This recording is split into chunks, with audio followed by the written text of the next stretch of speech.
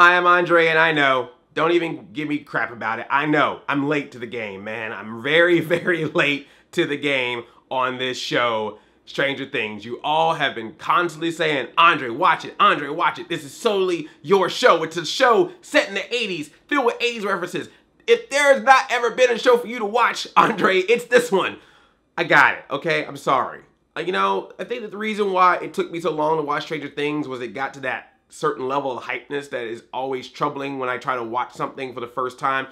The reason why I like to go see movies early is because I like going in there knowing that no one's really had a lot of discussion about it and I can just enjoy it for what it is myself without hearing all the blah blah blah of other people's opinions about it. Same thing for me applies sometimes with TV shows. You know, obviously we watch TV shows at the same time, I get it, but when it gets to that level of super hype, when everyone's just like, oh my god, this is the greatest thing in the world, if you haven't seen this, then you don't deserve to live, then it gets to be a little bit harder for me to really get into the show because I can't watch the show and then just watch the show. I'm watching the show while constantly hearing in the back of my head every single hipster trying to be cool, trendy person going, it's the show of the year, it's the show of the century, you gotta watch it right now. How have you not watched it yet? You're a terrible human being. It's just tough. So I like to wait till the hype dies down and then watch it for myself.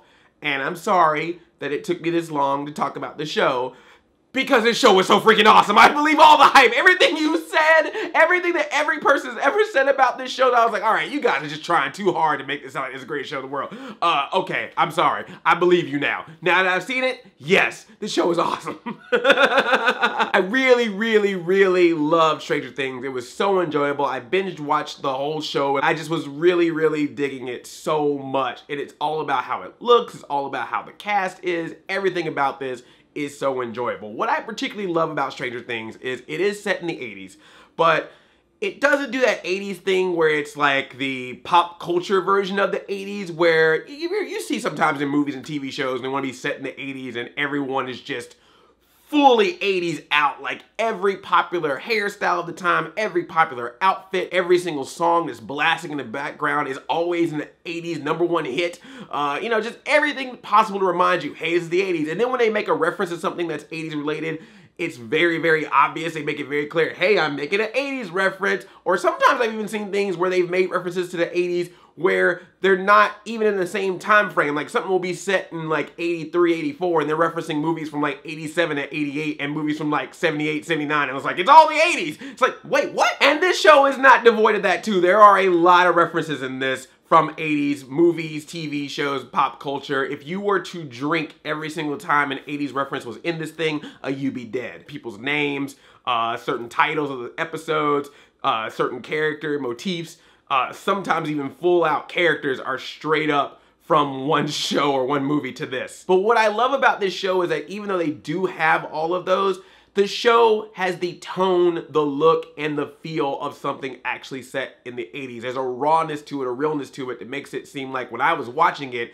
it felt less like a Hollywood glamorized version of the 80s and more like the 80s I remember, more like actually growing up because that was the time that I was growing up. So I could feel certain elements of the show and go, yeah, that's exactly how it kind of was. You did have your friends that you hung out with the room and they were playing D&D, but my friends, we were playing Nintendo. But you know, you had those moments. You had the moments where you were going around the neighborhood on your bikes or just walking around the neighborhood hanging out and checking out weird things in the neighborhood and stuff like that. We didn't find any upside down parallel universes or any monsters or anything, but you know, we found like a weird creek one time or a convenience store that we've never been to before. That's kind of the same thing, right? I found a Super Mario apple drink at a dollar store one time with friends.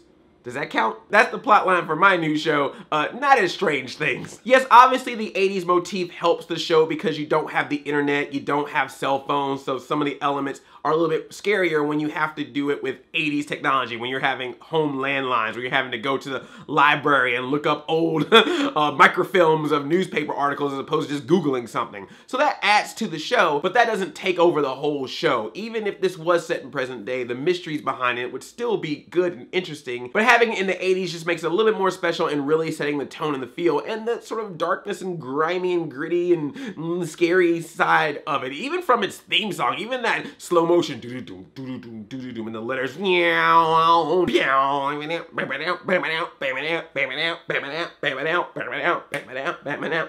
it really gets you in the mood of what you're about to watch. It's using the 80s look and feel to tell your story as opposed to just constantly going, hey, 80s, remember the 80s? I don't need that from a television show. I'll get that from those old commercials that air at like 2 o'clock in the morning when people are dancing in the living room. Guys, remember the 80s? Get these Time Life CD classics. It takes elements of the 80s that I actually didn't get to grow up with because I was too young to really appreciate it or be able to even watch it. Like I wasn't allowed to watch rated R movies when I was a kid or watch scary movies. So some of the things that they're taking from like horror movie, Stephen King novels and all that kind of stuff, mixing that in with the stuff I did watch, which was like the Goonies, E.T. style of stuff, blending all that together is really nice. It's Spielberg meets Stephen King, meets John Carpenter, meets horror, meets sci-fi. It meets everything. It's a lot of meats. Stranger Things, we have the meats. In fact, this show is so an homage to the 80s and so feels like an 80s show that whenever they had to do something where they use CGI, it kind of took me out of it a little bit. Like when they had the monster come out and it's all CGI, it's like, oh, well now it's not so 80s anymore. But I understand. It's not like you're gonna be able to use puppets or anything like that. That might be a little bit too much. But I still was like, that's how cool it is to make it feel like it is of the time, that when you finally have to do something that's not of that time with technology, it almost stands out a little bit more. In addition to its look and feel, what really helps this show is this cast. This is an extremely talented cast. It totally makes sense why they won that SAG award for Best Ensemble Cast, where we got all the Winona Ryder expressions, the and don't be making fun of her, man. She's awesome. She's awesome in that speech. She's awesome with those expressions. And she's awesome in this show because she is really great. You feel just the pain that she's going through. I mean, this is a mom who lost her kid and believes her kid is still alive when everyone else thinks that he's just missing or dead. And even at a point, it's like, no, here's the body. He's dead. And she's like, no! My son is alive, I know it. Even if you took all the fantasy elements out, if this was just a story about a woman who thought her child was alive when everyone else thought that he was not, this emotion would still play well, and that's what's great about this. Like, no one in this show takes it less serious just because they do have fantasy and sci-fi elements into it. It still plays out like a drama. It still plays out like an adventure, and I like that. The kids that are at the center of this thing do well. They are real kids. Like, I love that the entire time that I was watching them, I never got the vibe that they were, you know, LA kids or Hollywood kids. If you didn't tell me that they were actors, I would have thought that they did like some search and went to some small town somewhere and was like, hey kids, you want to be in a show? Like, they feel very authentic. They reminded me a lot of my group of friends when I hung out. And then what else can be said about 11? Millie Bobby Brown. I just love her name is Millie Bobby Brown. Every little step I take, every little step she makes in this small town, every little step she takes to get to the upside down, no matter what your friend's trying to tell you, your name is 11. Oh, and then the black kid in this, Caleb McLaughlin, was also one of the kids in the New Edition story. Dude, crossover. Let's do the New Edition edition of Stranger Things. It'd be like when Scooby-Doo meets the Harlem Globetrotters. The Stranger Things meets New Edition, and they help him solve a mystery. And Bobby Brown ends up in the Upside Down, and that's why he comes back and acts the way that he acts. It writes itself. 11 was awesome. She was really, really good, particularly for someone who didn't have a whole bunch of lines. Friends don't lie. I was really amazed by her performance. I'm excited to see what they do with her as well as the rest of the cast when the second season starts. And what I also liked is that there were characters in this that could have easily been 80s tropes, and when you first start watching them, you thinking they're going to be 80s tropes, and then just immediately Stranger Things figures out a way to just twist them a little bit so they're not falling into that same trope. So there's Nancy, who's the older sister of Mike, one of the main kids. She seems like that typical older sister that's gonna cause problems for her brother, or just always wanna be like, me, and I wanna hang out with boys or whatever. And she gets a little bit of that going on.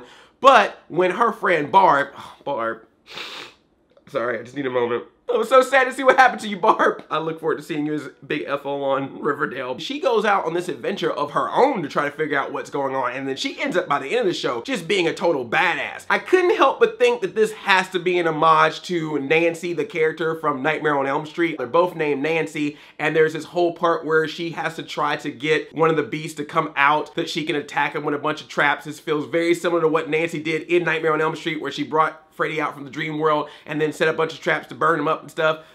I gotcha. But I like that. I like that she was not what I was expecting. She was a little bit more. Same thing with her boyfriend, Steve. Steve looks like he's going to be that same old typical 80s D-bag boyfriend. But he also ends up, by the end of this thing, being a really cool character, a really charismatic character. And they have this relationship that you think is going to go one way, but it doesn't. You think that after they, you know, have a little bit of Stranger Things of their own, if you know what I'm saying, that he's gonna probably just like push her to the side. But nah, he really likes this girl. He really wants to have a relationship with her. And yeah, there's this moment where some confusion takes place and he takes part in something with his bully friends that he feels bad about and shouldn't have been a part of, but he learns from his mistakes and all that kind of stuff. Although I have to say, the thing that he did with his friends, how do you do that? How do you deface a movie marquee that's way up here in the middle of broad daylight, in the middle of the street? I mean, like, did no one notice this? And then there's Jonathan, who's the older brother of Will, the kid that's missing. He comes off as that, oh, I'm that artsy, creepy type that takes photos of you from a distance and stuff. But you find out that there's a reason why he is the way that he is. You learn more about his family and what they've gone through, and they put a little emphasis on it. And then when it becomes the point where Nancy is kind of liking both of them for different reasons, there are points where it feels like it gets kind of tropey, but then by the end of it, it doesn't. There was a point where I was like, oh man, and then they were like, oh no, give us more time. We're not gonna do that story the way you think it's gonna go. And I was like, all right, you impressed me, Stranger Things. A good job. I hope that they don't go too much into that again in season 2. You know me, I'm not a big fan of the, oh, I have to choose between two boys thing. You know, I can do without that stuff. Just give me more of the monsters and beasts and upside down and the cop. Oh, David Harbour, man, he was awesome. I love that dude. Like I like that he was a hero and at the same time he could also just be an ass, and that was fine. Like I love when they do that with characters, when they don't just make them purely pure. Like this dude was getting around, he was getting his ladies whenever he needed to, he was smoking all the time, he was talking back to people, but at the same time he was a cop and he had a job to do, and he was going to make sure that his job was done right, particularly when he's dealing with this corporation, Hawkins, and this energy company, which doesn't seem to be on the level, which clearly is hiding some stuff, some secret stuff there. I just liked all of that. I liked that character a lot. Even Mr. Clark, the freaking science teacher, like you look at him and go, who's this nerdy science teacher and why is he hanging out with these kids all the time? He just seems odd and weird. And then you cut to him one episode, he's at home with this lady, sitting on the couch, watching a movie, getting her all snuggly close. I was like, all right, go ahead, Mr. Clark, look at the science teacher getting him some. And then freaking kids calling C-block him while he's trying to get it on with this lady. He gotta sit there and tell him how to get to a parallel dimension and stuff. I was like, come on, kids. I mean, I know you're trying to rescue your friend. I know Will's in danger. You want to help him out. You want to get to the upside down and all that stuff. But come on, Mr. Clark got a lady over. Give him his time. Let him finish the movie first and have a little bit of Stranger Things of his own, if you know what I'm saying. And then he can give you a call and tell you how to get your friend out. Priorities, kids, priorities. Yeah, man, it's true, man. All the elements just feel right about this. You know, the tone of it, the look, the feel, the cast, the story, everything is great. And then just when you think everything is happy and hunky-dory, by the end of it, they give you a little twist at the end to make you seem like, hey, Will might be rescued, spoilers, Will might be safe, but he was in the upside down for a very long time, so that might have messed him up. 11 does this thing that feels like a sacrifice, so you're thinking she's gone, but then Jim Hopper gives the indication with a little bit of an Eggo waffle that she's probably okay. Man, Eggos really have a sponsorship in this, because if they didn't, man, this was the greatest advertisement they could have ever had. I have never wanted an Eggo waffle in my life until after watching this show. Watching 11 getting those Eggo waffles, pushing away the mouth breathers so that she can get her waffles. I love that. Now I want an Eggo waffle. Some relationships don't work out the way you think they're gonna work out. There's a lot of interesting stuff that happens at the end of it. It definitely gets you primed for season 2. My only concerns with the show have nothing to actually do with this season, but more about future seasons. Now the show is super popular and everybody's gonna want to be on the show and do cameos or things like that. I know they've already announced that Sean Astin is gonna be on the show, which makes sense. If you're gonna have a Goonies type of show, might as well get a Goonie. Paul Reiser's supposed to be on the show. Even Dacre Montgomery, the Red Ranger for the upcoming Power Rangers movie, is supposed to have a role in season 2. And that's cool, I have no problems with them. But I just get a little worried, or I hope what's not gonna happen is that all these people come in and be like, well, I wanna do a cameo in Stranger Things. I wanna play some weird, crazy character. And they'd be like, hey, look at me doing a cameo in Stranger Things. Don't fall for that trap. Do like what you did with Winona Ryder or Matthew Modine. Like, bring people in that can really play characters. I think everyone you've gotten so far for season 2 definitely fits that mold. Let's keep it that way. I don't want to see like Jimmy Fallon or somebody popping in going, hey, look at me being some 80s pizza guy. Hey, I'm James Corden, but I'm driving or singing an 80s karaoke song in my car. Hey, I'm Rick Astley, and I happen to be this radio DJ for your local radio station. Never gonna give you up. No, do it. But the new edition Stranger Things crossover, that's cool. Do that. Also, I hope this show knows what it's doing and where it's going. When I watched shows like this in the past, like Lost and Heroes, I've really enjoyed those shows when they started, but then it became clear as the shows continued that they kind of didn't really have the whole map, the whole game plan mapped out there. So there was moments where you'd be like, well, this got introduced and now leads to nothing, or this came out of nowhere, or you just don't know what you're doing, do you? And while I still watched Lost to the very end and I watched Heroes for as long as I could, I did really enjoy those shows, but I did get a little disappointed that they didn't seem to really pan out. So I hope that Stranger Things does not have that same issue. I hope that if they are continuing this, that they know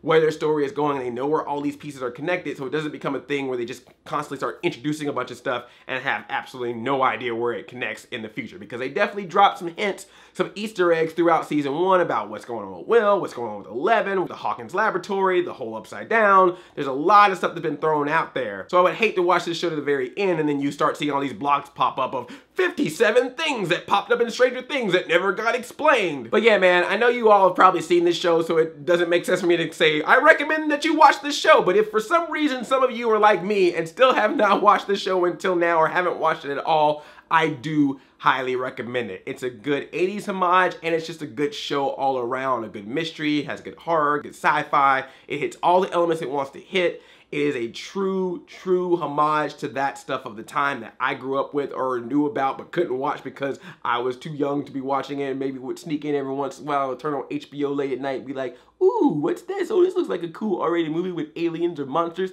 Oh wait, now there's some lady action. What's going on here? Ooh, I better go to bed. Andre, you in there watching that HBO late at night? No, I'm watching Fraggle Rock, Dad. Dance your cares away. Boobies for another day. Let the music play. I'm sorry, this review is completely derailed. I'm gonna leave now. What did you think of Stranger Things? And what other Netflix show that I should have already watched already should I be watching? I'll do a poll too to throw a couple of shows your way that you think I should watch. If you are new here, please click that subscribe button or ring that bell so you can be notified of future videos that I make. I love you like a play cousin. I'm Addy 5000, chain chomp yelp.